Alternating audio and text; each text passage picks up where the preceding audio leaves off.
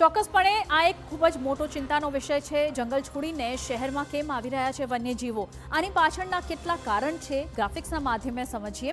જંગલના વિસ્તાર જે છે તે સતત ઘટી રહ્યા છે। ખોરાક અને પાણીની શોધમાં માનવ વસાહત તરફ આ તમામ પ્રાણીઓ આવે છે। જંગલની આસપાસ વધતા શહેરીકરણથી પણ રહેઠાણ ઘટ્યું છે આ વન્યજીવોનું। અને સાથે જ આપણે જણાવી દઈએ, વન્યજીવોના કુદરતી માર્ગોમાં અવરોધાઈ રહ્યા છે એ પણ અહીં એક મોટો સવાલ ઉઠી રહ્યો છે। જંગલમાં શિકારી જે પ્રાણીઓ છે તેમની સંખ્યા પણ હવે વસાહત તરફ વળી રહી છે। પ્રકાશ, અવાજ અને માનવીય પ્રવૃત્તિથી વન્યજીવોના વર્તનમાં ફેરફાર જોવા મળી રહ્યો છે।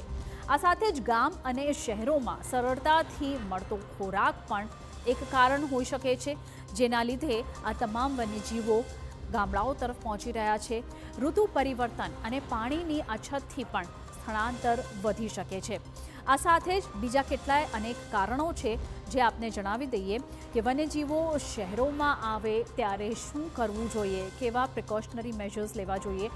વન્યજીવ દેખાય તો તેની નજીક જવાનો પ્રયાસ ન કરવો અને સાથે જ ટોળા ભેગા કરીને હોબાળો મચાવવો નહીં। તરત જ વન વિભાગને આ વાતની જાણ કરવી જોઈએ। બાળકો અને પશુઓને સુરક્ષિત સ્થળે રાખવા જોઈએ। ખાસ કરીને આ તમામ મેજર્સ લેવા ખૂબ વધારે જરૂરી છે। ફ્લેશ લાઇટ કે પથ્થર મારીને આ પ્રાણીઓને ભગાડવાનો પ્રયાસ બિલકુલ પણ ન કરવો જોઈએ।